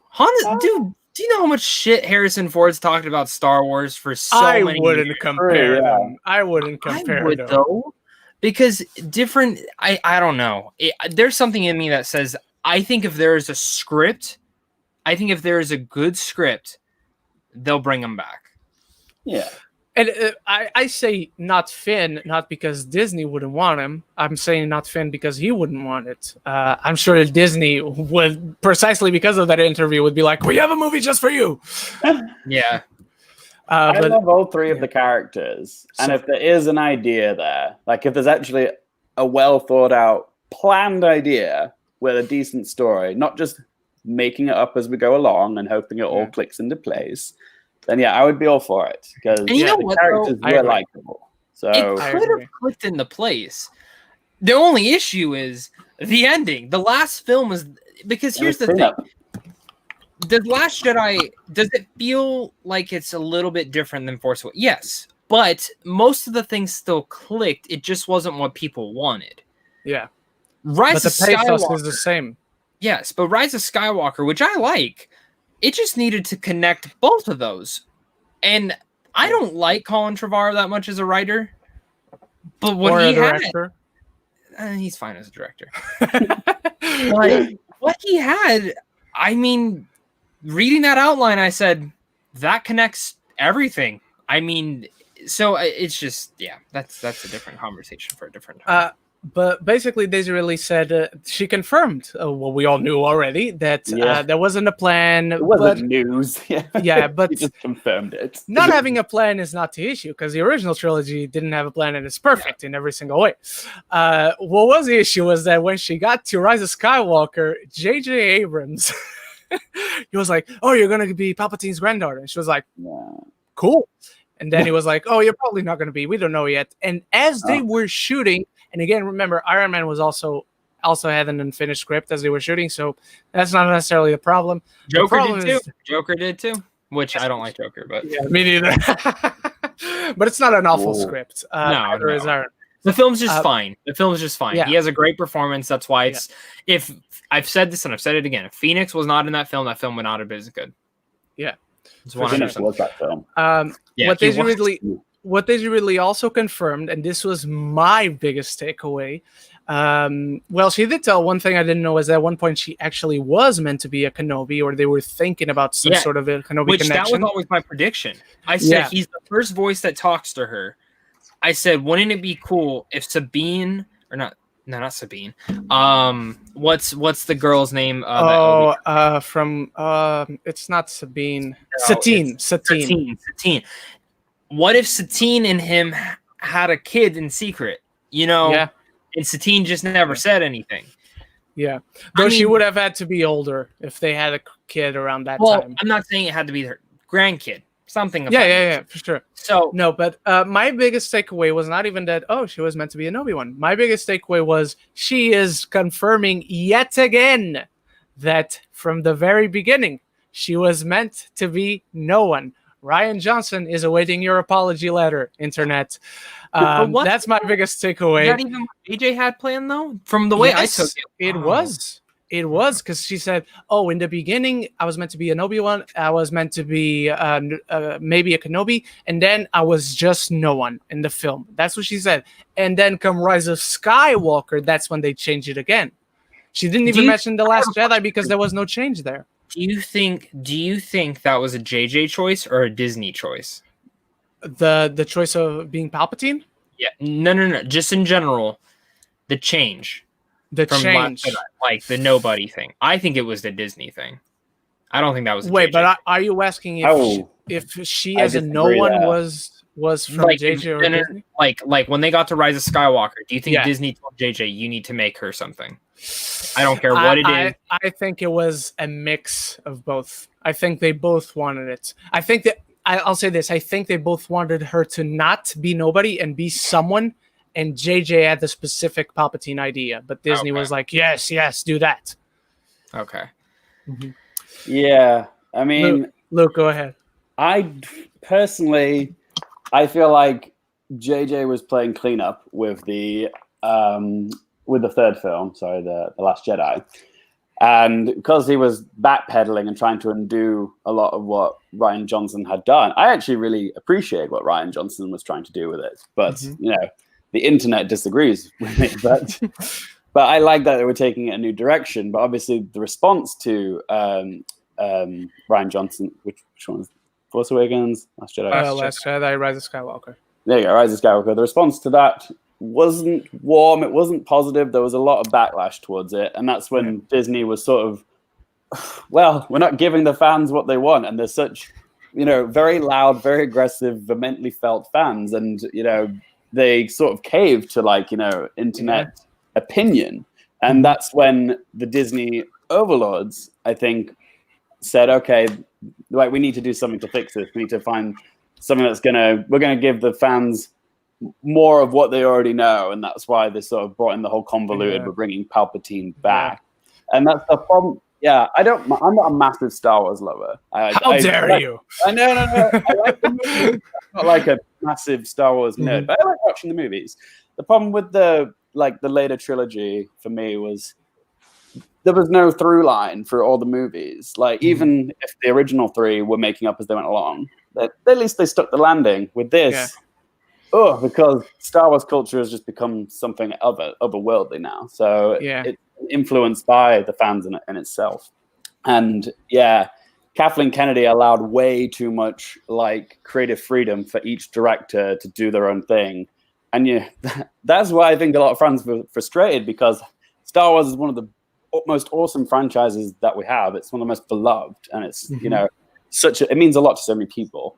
And to go into the new trilogy not having at least a plan or a through line, it's disrespectful to the fans, because everyone's got their own ideas, but there's no one singular vision. There's no beats to hit, and that's why it feels less than the sum of its parts. So, yeah, I can't remember what the original question was. This is just me.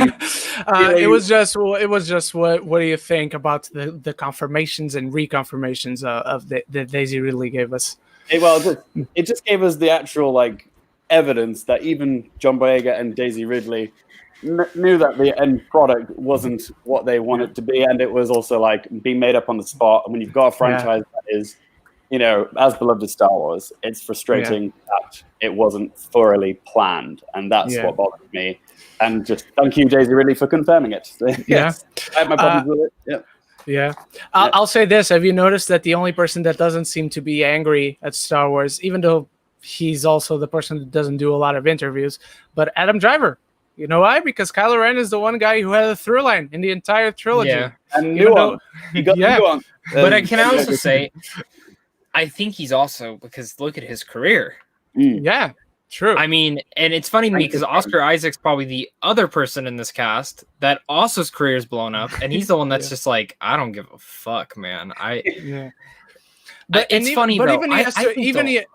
Even yesterday, Oscar Isaac in Dune, like it seemed like he was going to do a dig at Star Wars, but it was more poking fun at Josh Brolin than Star Wars itself. Yeah, I think the internet blew that one out of the water because yes, we know he's not interested in more, but that was clearly more towards Josh Brolin than Star Wars itself. It's just that Star Wars is the one franchise that he's made.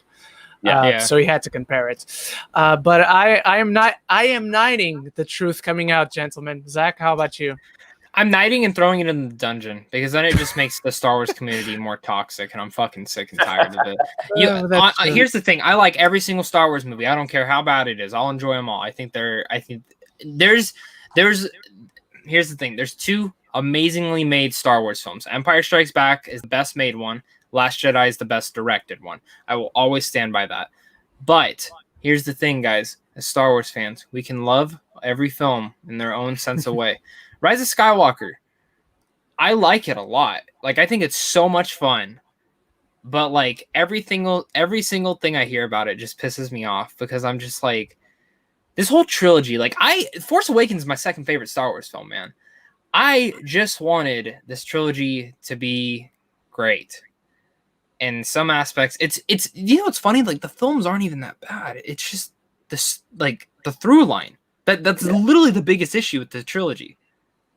So yeah, agreed. It's like you're going to the beach, and that's the trilogy. It's you on your way to the beach, and then at the last third of the way through, you do a big U-turn and you don't go to the beach. No. It's more of like this. Like I really have to go to the bathroom. Like I just had some Mexican food. I'm really having to go. So I run inside the house and I trip and fell down the stairs. Like I got up the stairs, trip and fell back down. You'll say, is your bathroom in the basement?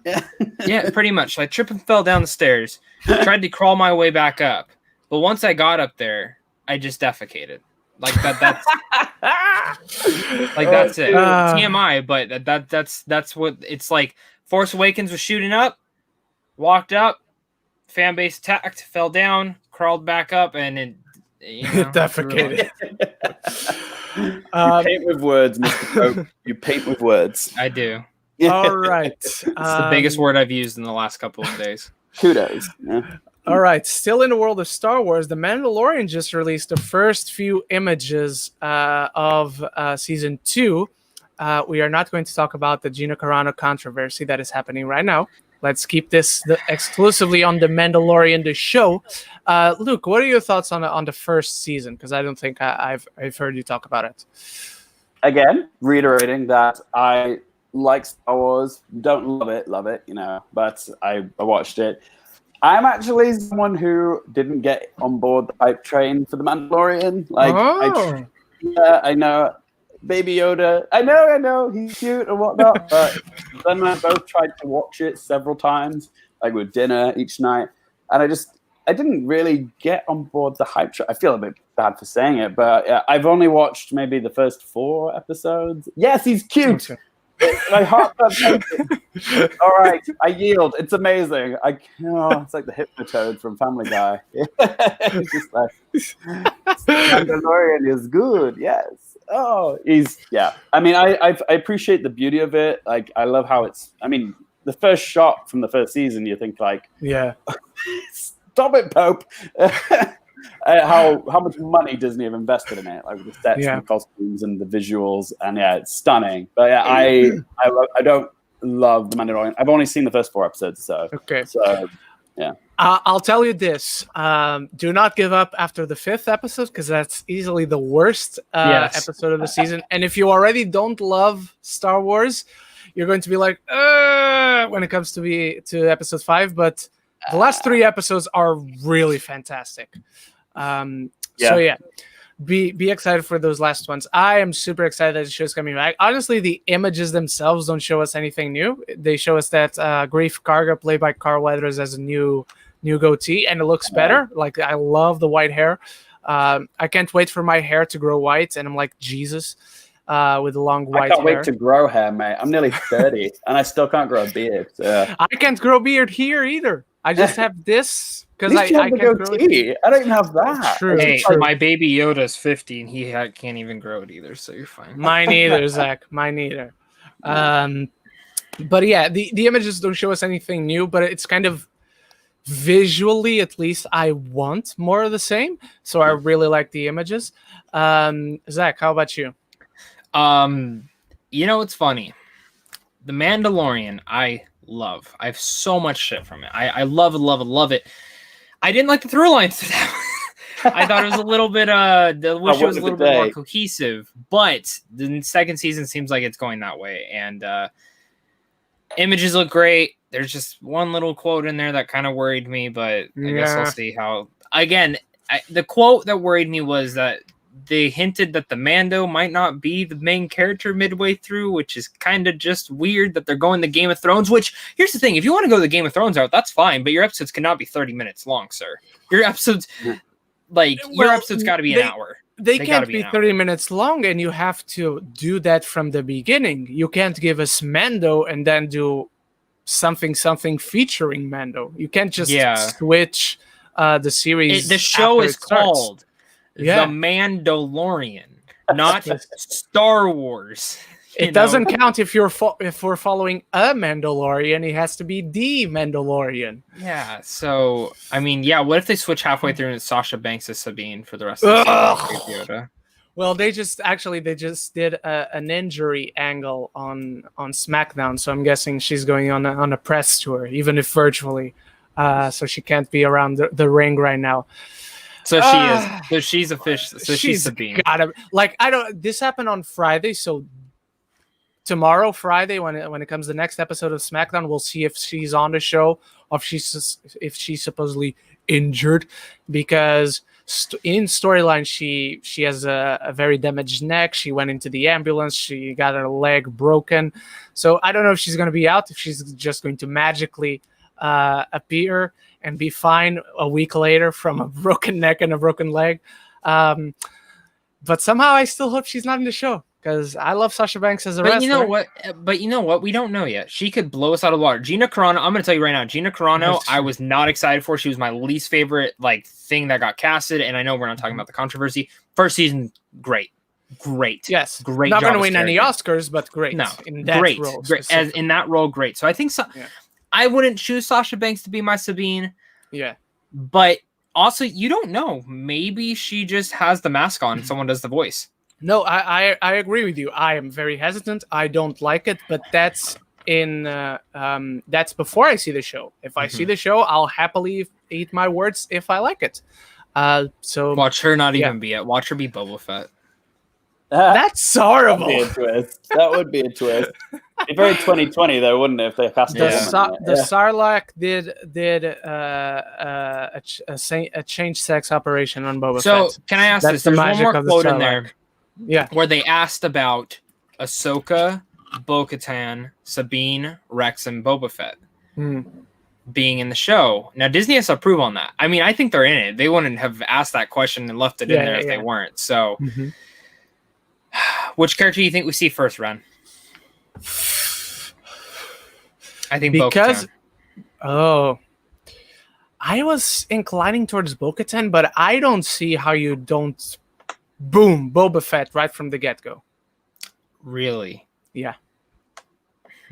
I still don't think it's Boba Fett in this season. Because remember, I still don't think it's Boba Fett. I think it's his armor. I don't think he's in it, though. I think he's in it. I think he's going to be in cahoots with Moff Gideon.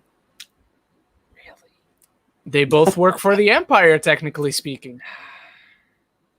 I don't know. I don't think he's going to be in it. I think that guy is playing Captain Rex, but I don't think he's playing Boba Fett. I think he's playing both. No. But all right, Zach, are you Stop. knighting or are you sending to the dungeon the new images of the Mandalorian?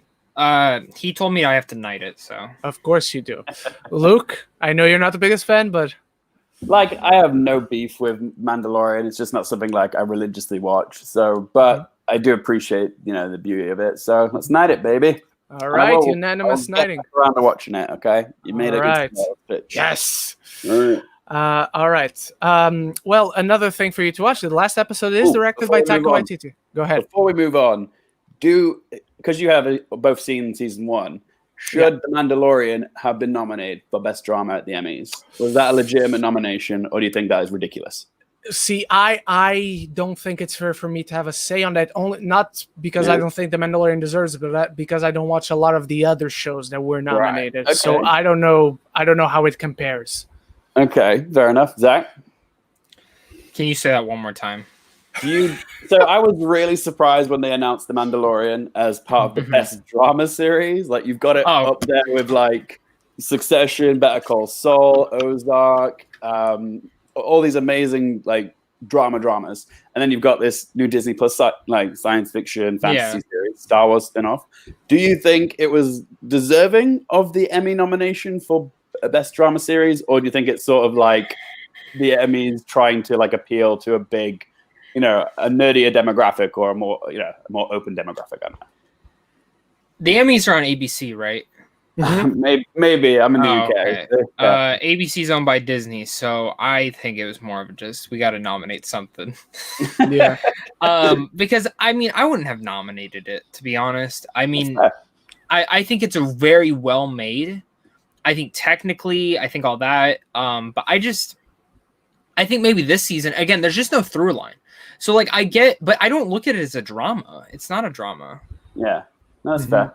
Okay, now I'm just interested because I haven't seen the whole season, and from what I had seen, I thought it was very odd to see The Mandalorian up for Best Drama. But I wonder if people have actually seen the whole thing. So that's cool. Thank you for your input. No worries.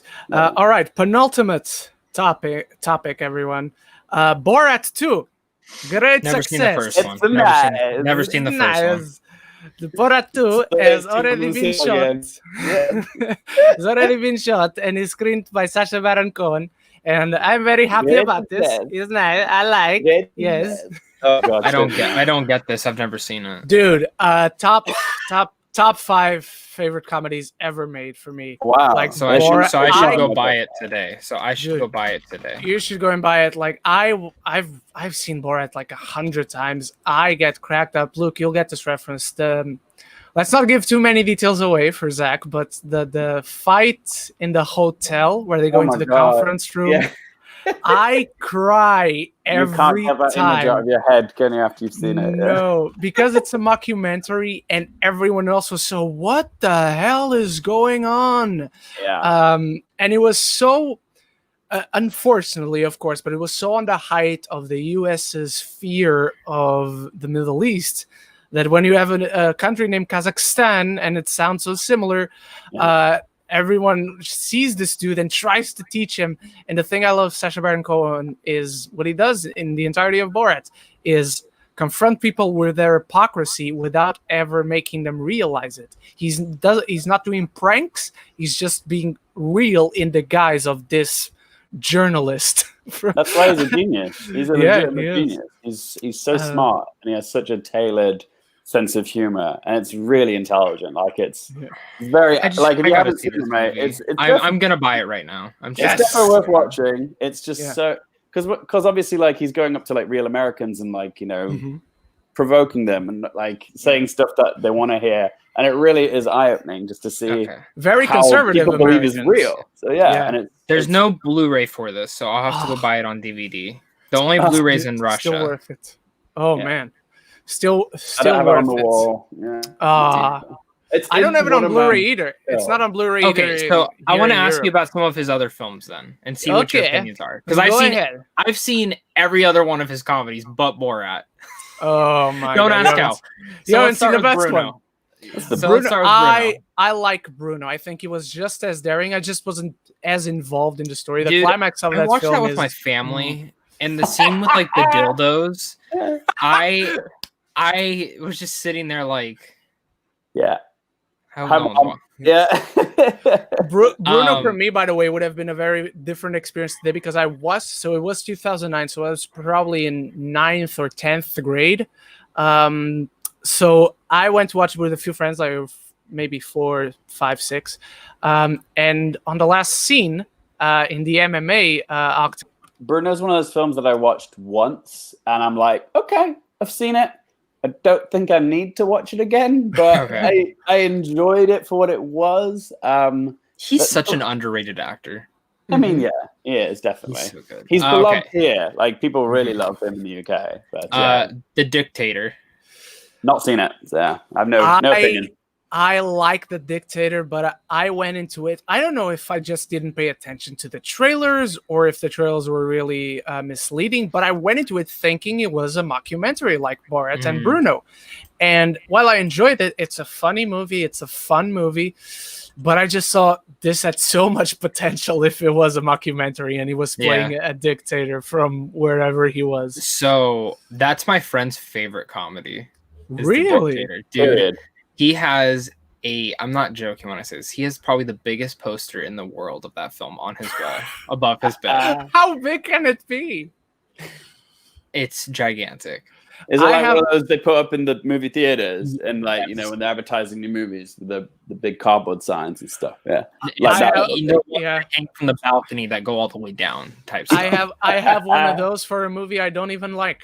What movie? What? Which one? Sing, the elimination movie. Why do you own it though, mate? I'll tell you why. So in Portugal, we only have 2 cinema chains, and only one of them is like big. And I know the son of the owner of that cinema chain. And so once we were doing a short film and we needed posters, and he got us a few posters, and in the end, we were giving him the posters to take back to the cinema, and he's like, "Oh, I don't want it." And then I was like, immediately in a group of film fans, I was like, "Dibs!" And I got them all. Wow. Yeah. For some reason. I live in a tiny flat in London, so like, if I don't have space for on the wall, I'm not keeping it. I don't have posters in London either. Only here, as you can see. Okay. And his last film, The Brothers Grimsby. I only watched it once. I remember I enjoyed it, but it clearly wasn't anything I went back to. I haven't watched it. I felt like I had them for a second, but then I realized I'd seen clips of it on like a talk show. But no, the elephant scene alone is awe-inspiring. I mean, but Zach, you didn't ask about his second best film, Ali G. Ali G, man. Never seen that either. Ali G is so good, and you have to watch the TV show if you can. I've seen the show. I've seen the show. So good. I've seen the show, so I really East like the Side is the best. Mm-hmm. No, Awesome. I live on the West Side. West Side is the best. All right, let's jump into the main topic. The main topic, and look, I know you have to go at any point, so feel free to let us know. Yeah, I'll let you know. All right. So yesterday, the internet exploded like a sandworm emerging from the pits when the Dune trailer came out. There was this big event that was really annoying because at 5 p.m. over here in Europe, I know me and Luke were like refreshing the internet, like, where is it? And over there at 9 a.m. PST, it was insane. They made a big event on Twitter movies or Twitter films or whatever it's called, and it annoyed everyone because then they said it's coming out at 5:30 or 9:30, and then it was out at like 9:20, and I was like eating my afternoon snack, my yogurt, with oats, and I'm like, oh shit, I have to record a reaction. Well, and you couldn't pause the damn live event. No, but So, I saw it on YouTube. I saw it on it emerged on YouTube. If you go watch my reaction, so it was funny. So I thought it was going right up at 9. Hit my audio, hit the camera going, sitting there. I'm like, oh no, this is gonna be a fucking while. So I stopped it all, and then like Colbert's like, oh, we're starting. I'm like, fucking hitting everything. That's why it like cuts so jarringly, because I filmed the first part before, and then the second part's like, okay, here we go, it's going right now, and I had the trailer start because I was like talking over the credits because I'm just trying to sync it. But yeah. Look, I thought it was cool though listening to the Q&A. To be honest, I wish that was after though. Yeah, I saw the Q&A in the meanwhile, and I wish they were separate. I wish they had put the trailer up, and then like at the end, instead of saying like the usual December 2020 in cinemas, they said Q&A at this link at this time. They did not say it though. I will say that. But I love this trailer. This trailer gave me everything I wanted and more. I know readers of the book are saying it's not that, but it does very much visually look like Star Wars meets Lord of the Rings. It feels grandiose, but it feels intimate and personal. Mm-hmm. The cast is insane. I love every single person involved in this film. And I, much like the Batman, I just don't see a way of me not loving what Denis Villeneuve is going to give us, because I have loved every single movie he's given us. Yeah. Like every time he has a movie out, much like Nolan, if they're not my number one, they're at least in my top 5 of the year. And Denis' last movie was my number 1 of the year in 2017, which was my favorite year of the past decade. Luke, let's start with you, because I'm curious to know your opinion. What are your thoughts on the Dune trailer? Yeah, where was I? I was going somewhere last night. The trailer dropped when I was on the tube, the overground train. So I was watching it on my phone, like with my headphones in, just like trying to zoom out. So yeah, I didn't get the full majesty of like the sandworm moment, but it was still, it was a trailer which I was like excited for, but more just because I haven't read the book, I haven't seen the movie or the TV series adaptation. So, but I'm here for like Denis Villeneuve, and like that cast is just like, I mean, it's ridiculous, that cast. So, between Chalamet and Rebecca Ferguson, Momoa, and Batista, and Stellan Skarsgård is like too Isaac. Much. Javier Bardem. I'm like, God, Charlotte Rampling. Zendaya. Exactly, yeah. It's just like, it's a smorgasbord of like A-list talent and all people I really respect. So I was really excited for it, just because of the talent attached to it mostly. Because I don't really know too much about the story or the book, but I am definitely keen to see it. I'm very curious now. The look and the aesthetic of it, the tone, the costumes look fantastic. The cinematography looks, insane. And we've got Hans Zimmer doing the score as well. So it's just like, it's everything I love sort of all swirling together in this really cool looking sci-fi. So I'm really excited for it. It gave me everything that I needed from the trailer. It gave me the feel of it, which is what I wanted. Not knowing anything about it, and I'm definitely wanting to go see it now. So I'm like you. I haven't seen the previous adaptation. Haven't read the book. I want to go in completely blind. Zach, let's go to you. Never seen the movies. Never seen the shows. I'm reading the book right now. And they captured pretty much everything you would want. I loved this trailer. I'm overwhelmed with joy about this trailer. It truly is going to be like, I know a lot of people were like, well, the book's not accessible, and the book is not accessible. It's a really fucking hard book to read. But what the book does, and I think what they're doing perfectly in here is, I think this is going to be Denis Villeneuve's most accessible film yet. And I was thinking about this. My friend's like, do you think it's going to be R-rated? I said, no way in hell. It's too expensive. They already, and here's the thing. A lot of people look at Blade Runner and how that failed. And I think Warner Brothers saw something. They're like, that's not Denis' fault. That wasn't our fault. That's just not a big marketing. It's like the marketing was horrible. Normally, It shouldn't have flopped. Yeah. Dune, No. Yeah. Dune's first trailer was perfect. Shows the cast. And I think the cast is going to be a big part of getting people in the seats. To be completely honest with all of you guys, I think that's the big portion of it.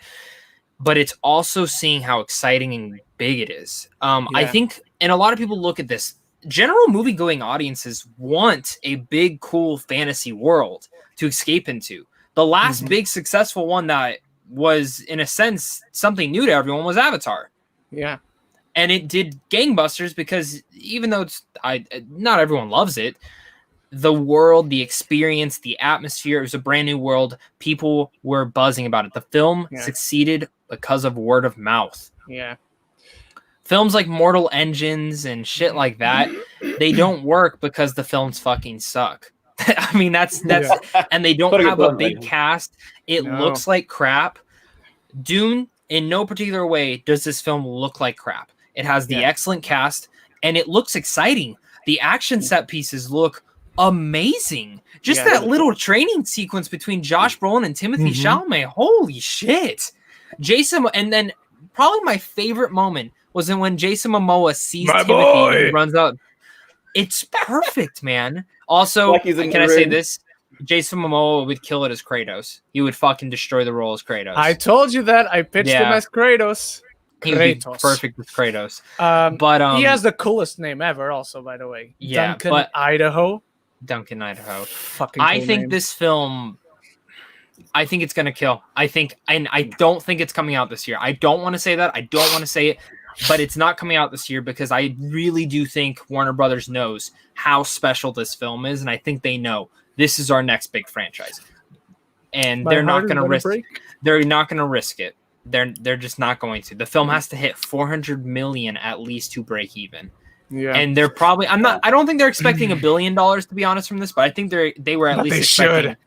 They should, but I think they were expecting at least the 800 to 900 million. Yeah, I agree. And you brought something really, really great that I already love the cast, but this cast is really accessible for people. 3 MCU actors, 1 DCU actor, 1 Mission Impossible actress. Javier Bardem is going to call in the ladies. Timothy Chalamet is going to call in the younger ladies, and gentlemen as well. Like it's a cast for everyone, and it's awesome. For everyone. It's a very diverse cast. Yeah, and that's absolutely. why I think this is going to be Denis' most accessible film because I think it's going to be thought-provoking, but at the same time, it's going to be exciting. Yeah, and I think we look at Nolan, and Nolan can do that. And I would go as far as say Denis been doing that. It's just not marketed to a bigger public yet.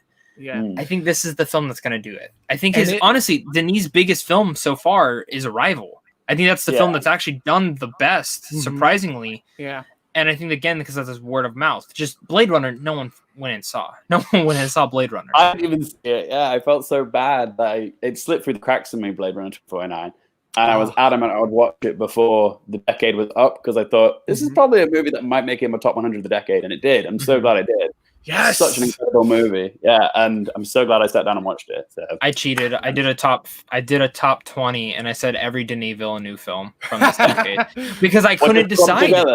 Yeah, I couldn't decide. I literally think he was the best filmmaker from the last decade. I think Prisoners is perfect. I think Enemy is perfect. I think Arrival's his best film. Arrival's my top 10 of all time. And I think Blade Runner 2049 is near perfect. I have like one tiny issue with the film, but Blade Runner is in my top 10 of all time.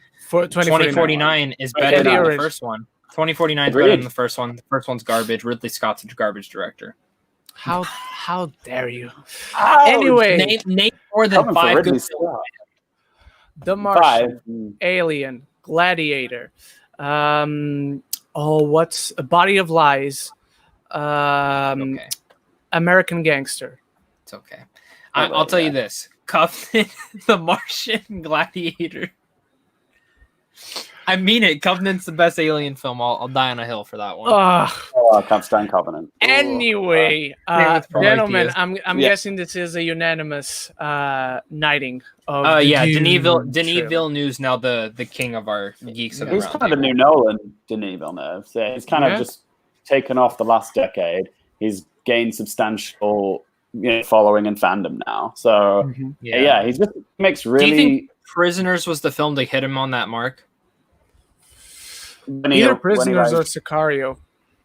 Oh shit! I forgot about Sicario. Yeah, Sicario, probably when I first was aware of him, and then Prisoners really sealed the deal. I just remember what happened was Prisoners came out, And my grandma went and saw it. She goes, "Have you seen this movie?"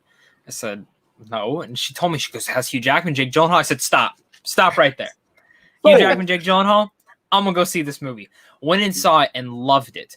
And I said, "What else has this guy done?" "Oh, he has this other Jake Gyllenhaal movie coming out pretty soon, Enemy. I want to watch that." And I saw Stuckman did a review of it, and I'm like, now I need to see this. Watched it, loved it, and ever since then, every single one of his films, I'm like, if this guy's doing a movie, I need to see it.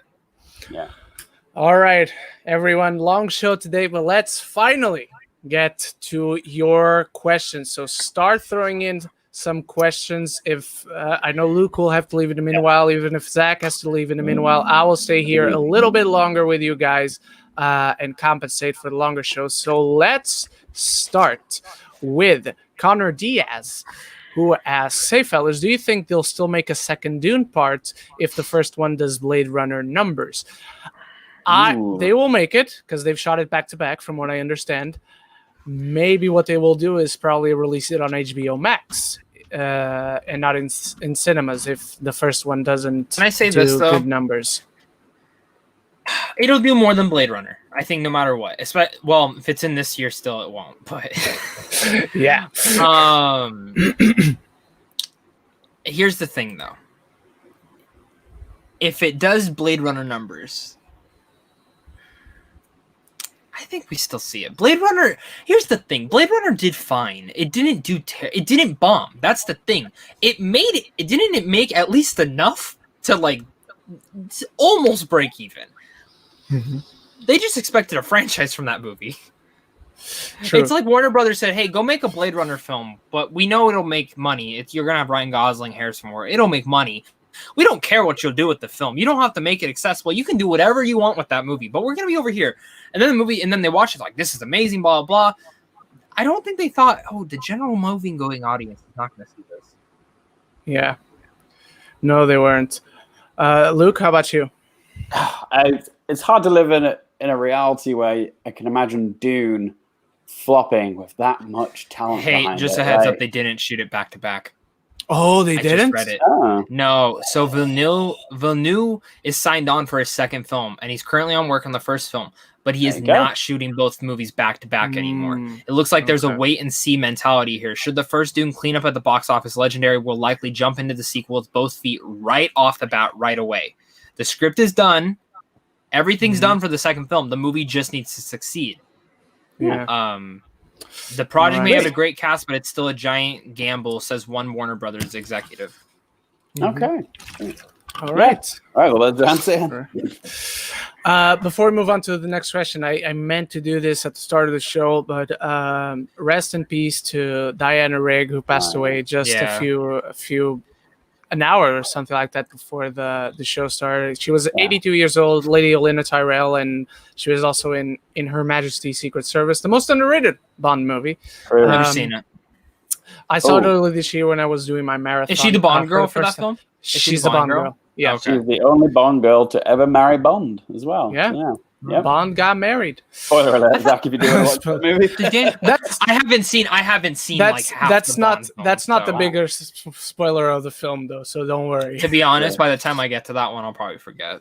It's the movie that Christopher Nolan is most inspired by when it comes to Bond movies, when he makes his movies. So yeah, for sure. Yeah. Eric Thorpe asks, Daisy Ridley in the House of the Dragon as a Targaryen, maybe even Daenerys' mother. I personally would like to see a more further apart prequel. I don't like immediate prequels. Let's find out what happened. Yeah. Can I just say that? I don't want... I mean, Game of Thrones was particularly mostly unknowns when that came out. I would rather the same But you had thing. a few big names. You had Sean Bean, Charles Dance, but they weren't like... Even still. But even Lena Headey, I didn't think was like the biggest star in it. I mean, but she's known amongst our film circuits. Yeah, you know? I mean, Dinklage, So, I don't know. I'm... Just show me the show. Just show me the show. I'm not hyping anything up till I see the show. Yeah, Game of Thrones didn't require, household names to sell it. It was all story-based. It was great writing. It was great storytelling. Can I say this? Do you think Dune would succeed better as a show than a movie? No, I think it needs to be a movie. Well, it was a TV series, wasn't it? There was a TV. Yeah, but I'm saying this. I'm going to be honest with you. I think if Dune was made as a show instead, it would have succeeded. I think no matter what, Dune would be more popular as a show, just because we look at Game of Thrones. Look what Game of Thrones did, man. I mean, it turned people I know who hate fantasy to love it. I agree with that. It's insane. Man. Like, see, I have one friend. Yeah. If there's a dragon, done. Won't even watch the show. Game of Thrones is one of his favorite shows of all time, and it just like baffles me. Yeah. All right. Deep into the film score asks, what's your favorite episode of S.H.I.E.L.D., Ren? Honestly, probably the episode where it coincides with The Winter Soldier or the 100th episode. I know Zach doesn't watch. Luke, have you seen Agents of S.H.I.E.L.D.? Do you have a... No? I watched the pilot, but didn't get into it. Okay. Yeah. Let's move on then. More questions. Hey, have you realized the Thinker from The Flash, the guy in the chair, will be the main villain of Suicide Squad? Yes, he will, played by the 12th Doctor, Peter Dinklage. Not Peter Dinklage, Peter Capaldi.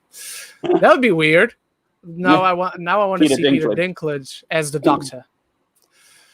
You know, I wouldn't hate that show. Yeah. I'd give that a watch. Yeah. Do you have a favorite Doctor, Luke? Ooh, I'm just gonna be that guy. I love David Tennant. He just does it for me. He's my second. I'm personally more. I gravitate more towards Matt Smith. I guess I connect with him more. Yeah, there's something about Tennant though that just ticks every box for me. So, and he's just a lovely person in real life as well. You've met him? No, but from what I've seen, he seems like. I have met Matt Smith though. So yeah, I hate you. On the set of Morbius. I'm never inviting you on again. But I'd rather meet David Tennant over Matt Smith, though. Yeah. Let's switch then. Let's switch. Next time.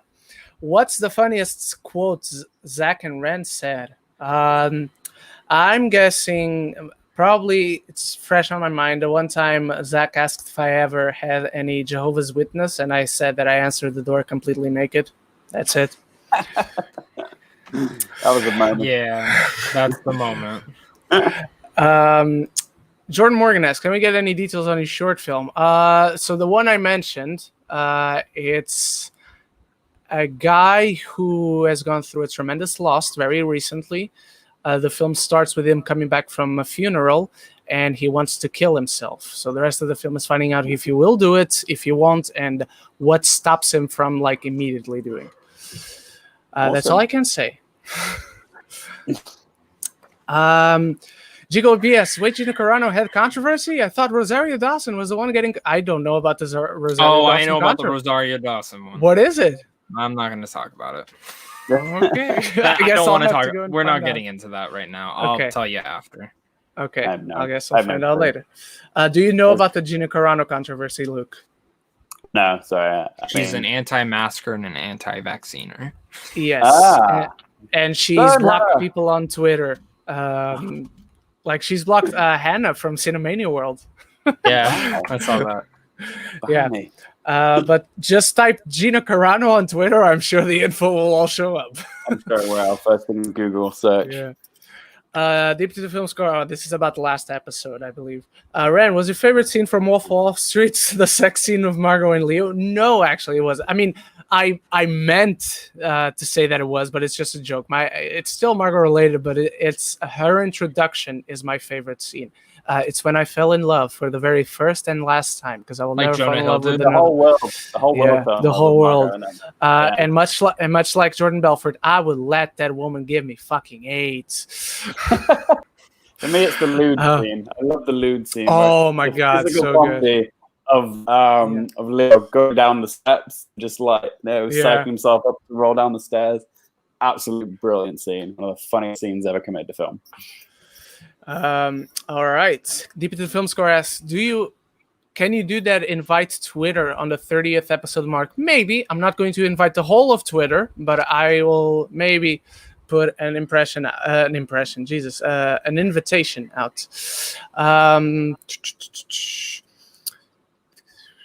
We just don't like people. That's why we never have guests, really. But Luke's cool, so we said, okay, he can join. Yeah, Luke will save me a seat at LFF. That's why I invited him. That's it. It was a transactional invite. Yeah, after this, no more. I won't even talk to him. When who? Alien or Aliens by Gavin Iote. And then who is better overall, Ridley Scott or James Cameron? Zach, let's start with you because you are the most obvious answer. Luke, how about you? I really like both the movies. It's actually hard to pick. Yeah. I think probably gun to my head, the original Alien. I just really love the atmosphere, and I love a kill them off one by one type horror film. And it was just, there's so many great iconic, there's great iconic moments in both.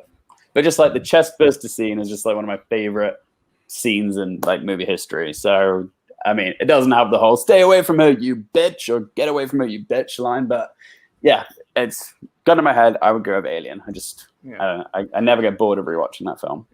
And who do you think is more consistent or better overall? I think I prefer.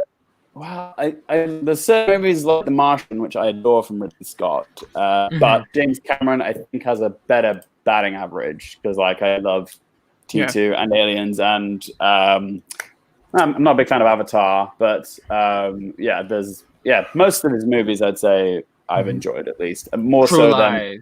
than whereas Ridley Scott, he's had more. His work is very hit or miss, whereas for James Cameron, it's mostly hits and some things that I'm just not as a fan of, but do still do well. Yeah. Sure. All right. I say we take Jacob's question. How do you think? I think that's a good place to end it at. Yeah. Cool. And then I'll bounce.